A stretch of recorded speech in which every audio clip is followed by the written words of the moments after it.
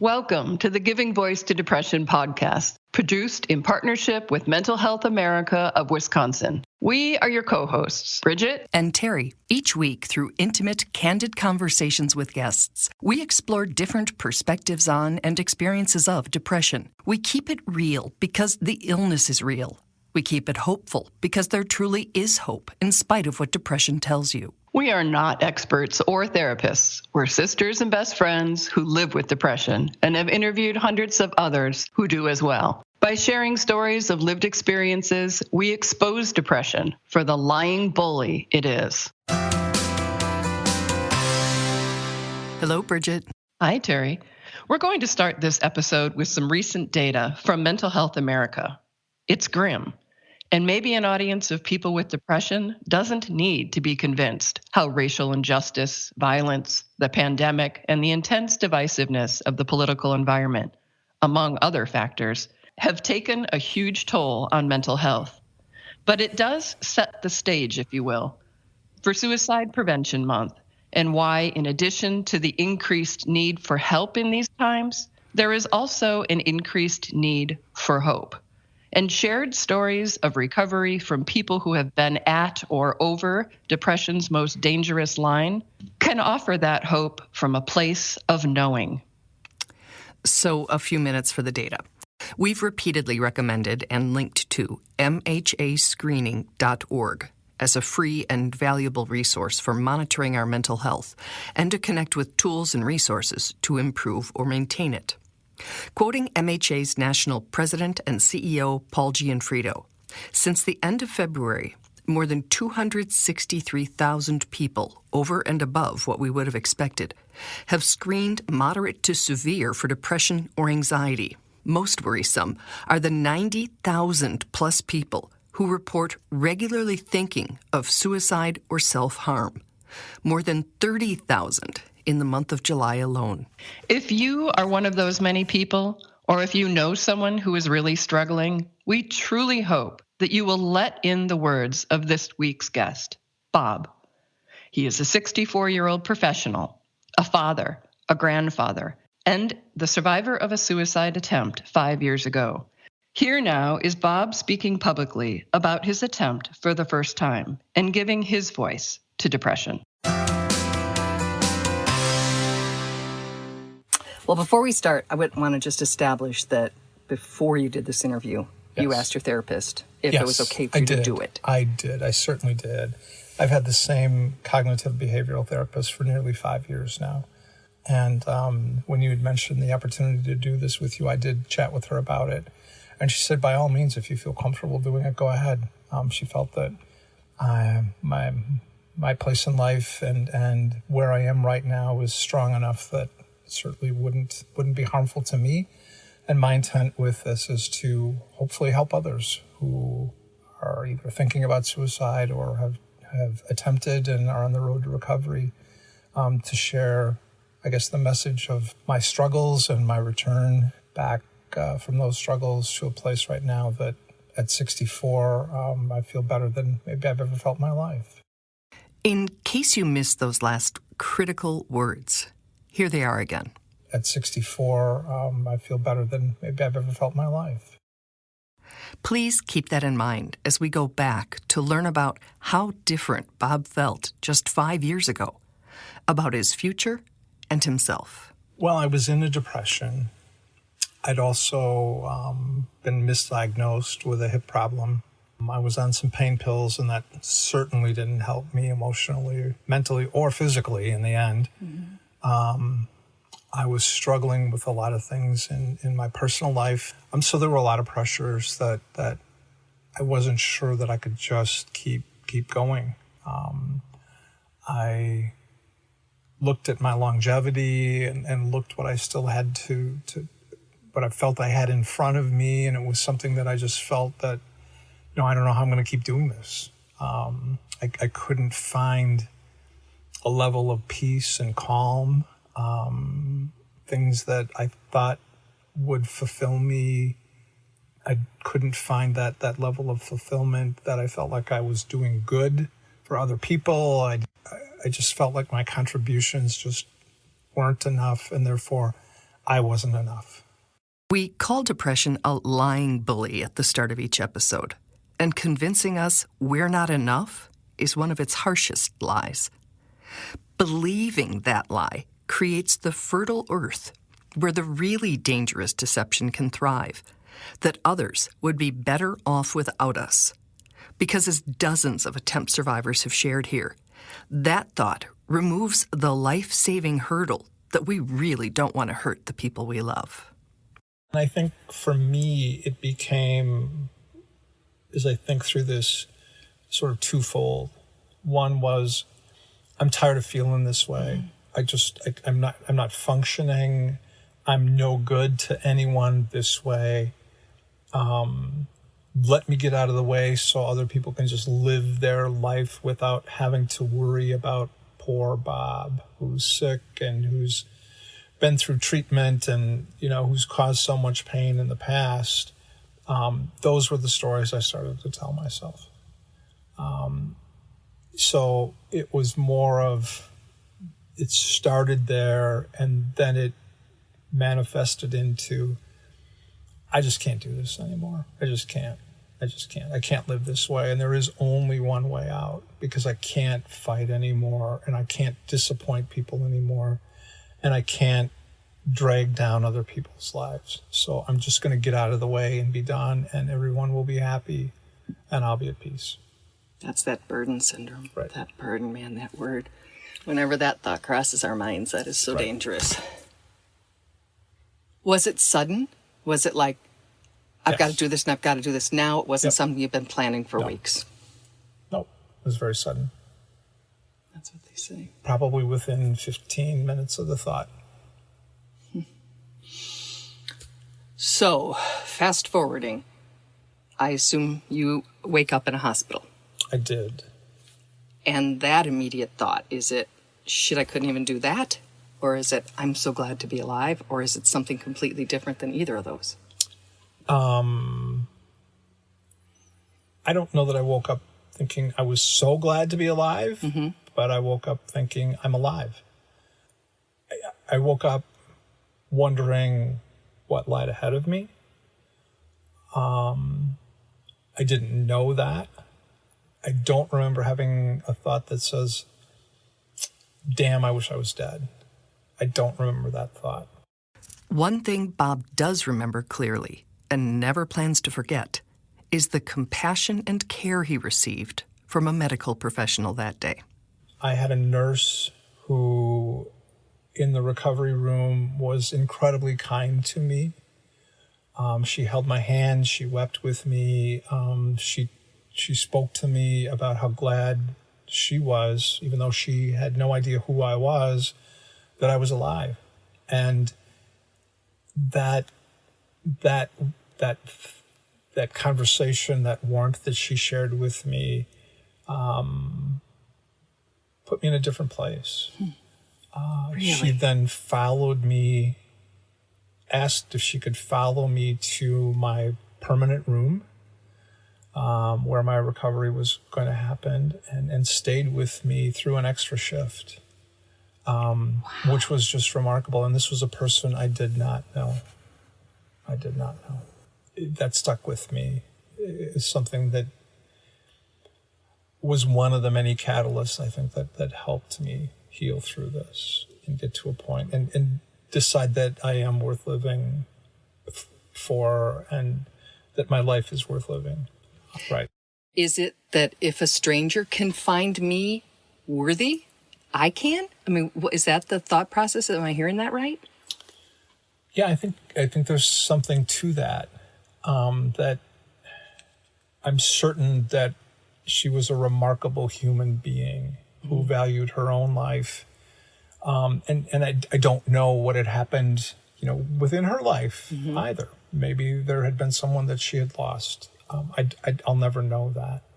But I think there is something to that thought that helped me in a way that I didn't know possible. It was such a simple thing, but it was remarkable on her part that she stayed with me and supported me. The thought that I'm having, and again, I don't know if it's true for you, is that she saw value in you just because you're a human being, Right. not because you had any car, any house, or any background, or any education, or anything. You had value as a human being. Exactly. She didn't know anything about me, Wow. but she valued me as a person. I should be supported, and I should live, and I should get through this. Did that take some pressure off to realize all you had to be worthy of life was being a human, as opposed to being a highly successful or whatever other words had been put in front of that word for you? I wish I could say I remember it really clearly, but I do think so. I think... I even mean now. I don't even mean in the moment. It does. Yeah. Right. It does. And as I reflected back on this, it was a starting point for me that helped me get grounded in the belief that, wow, this could have been it, Bob. Could have been it. And I think it helped me put my life into a different perspective and into a place that said, okay, you really have to get serious now about what is happening in your head, and you have to approach this so much differently, and there can't be any distraction. Your mental health is your most important thing right now. And so I didn't fight that thought. A quick note. If you are not aware of how dangerous a time those first weeks after discharge can be for a suicidal person, please look up our podcast, episode 133, called Post-Hospitalization Risks. Listen to it, share it, because for whatever reason, hospitals often don't communicate to survivors or their families the alarming risk during that time. Back to Bob. He's worked at the same company for decades and was fortunate enough to get a 90-day leave of absence from his job.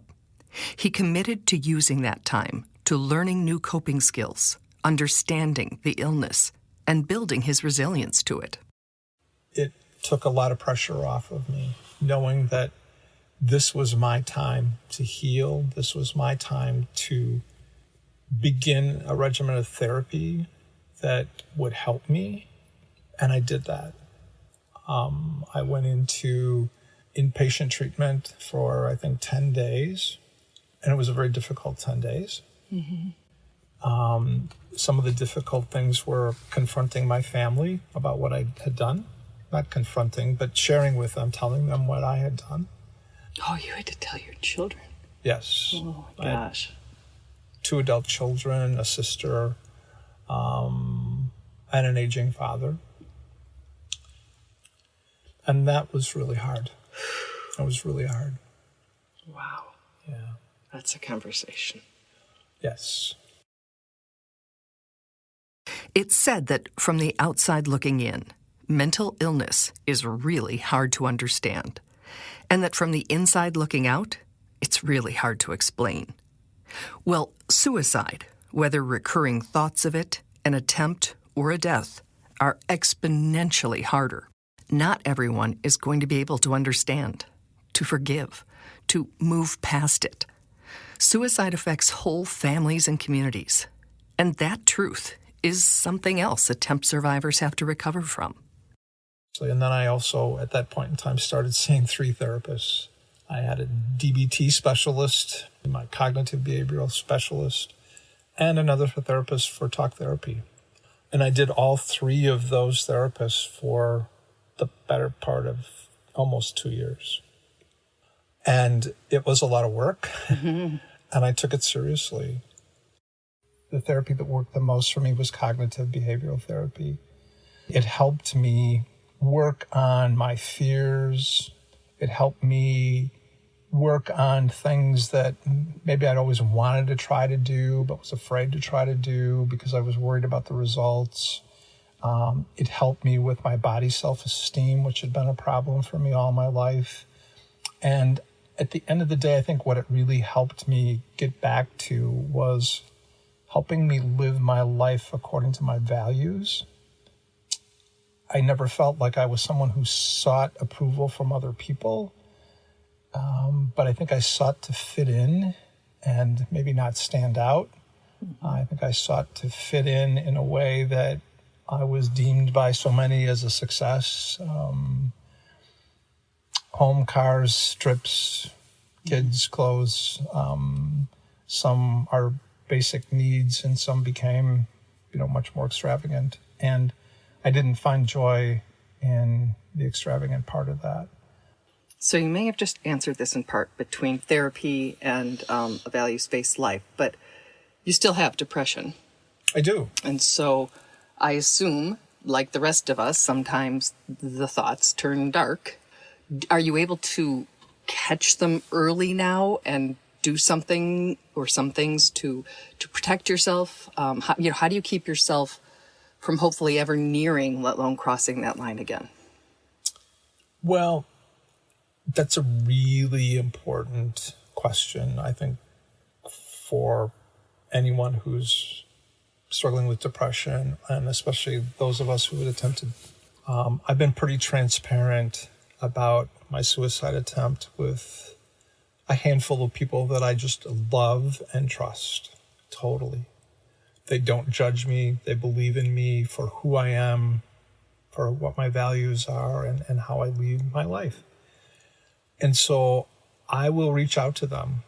I'm really good at saying, I'm not quite right. Can we talk for a while? Mm-hmm. And that has really helped me a great deal. Bob, like many of us, also benefits from creating and maintaining routines, controlling those things we can control. Even during COVID, which has been difficult, I got up every morning, I showered, I shaved, I got dressed. I did everything I could to make sure that I was leading a life that wouldn't allow me to slip away quickly into a dark place that would be hard for me to get out of. I took care of myself. At some point, a handful of months ago, I got real serious about my diet. I've been really trying to take care of my mind, body, soul, and spirit as best I know how. There's a phrase and a book titled "The Body Keeps the Score." Its theme, to quote a summary, is that the effects of trauma live on not only in the emotional mind and the chemical makeup and circuitry of the brain, but also in the body's physiology. In the case of a suicide attempt, that trauma may also be visible. And there are times that I forget. I forget that I nearly took my life. I have reminders of that, and those reminders are good for me visually to remember, because I don't let myself get back to that place again. I will not. So would 59-year-old Bob ever have believed that 64-year-old Bob would be happy? No. Are you? Are you glad you're alive? Oh, gosh, I'm glad I'm alive. Yep. Every minute of every day, I am glad I'm alive. And more so every day. I think the more I get back to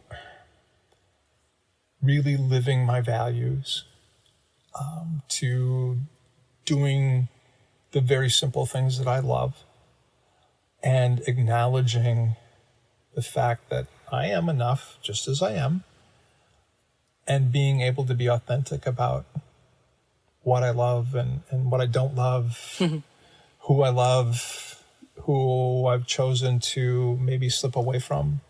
I find that authenticity is what has made 64-year-old Bob believe that I'm just really at the starting point of what happiness is really about. And 59-year-old Bob never would have thought that. Never would have thought that.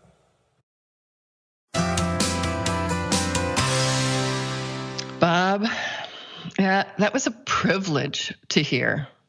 There were so many good suggestions and so much honesty. I know that your sharing will help many people. Thank you. Absolutely. And one of the things that really struck me is that concept of 15 minutes between thought and action with his attempt. And if that is not a, cold, hard reminder of the importance of knowing the early warning signs of depression and suicidality so that if somebody is nearing that edge, we can react and offer support earlier, because 15 minutes doesn't give anybody much time to react if they're not aware of it. So Right, and reach out for help earlier if possible, too. Yeah, but we know it's often not. So it's really on us, anybody who happens to be on the other side of crisis, to be willing to say, hey, how close are you, and to ask those hard questions. Are you suicidal if there are indications, and getting them the help they need.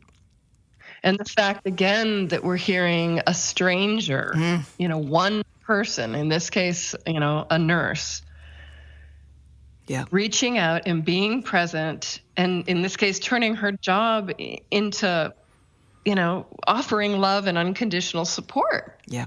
I mean, it just that we hear it so many times, Terry, that one person can change the trajectory.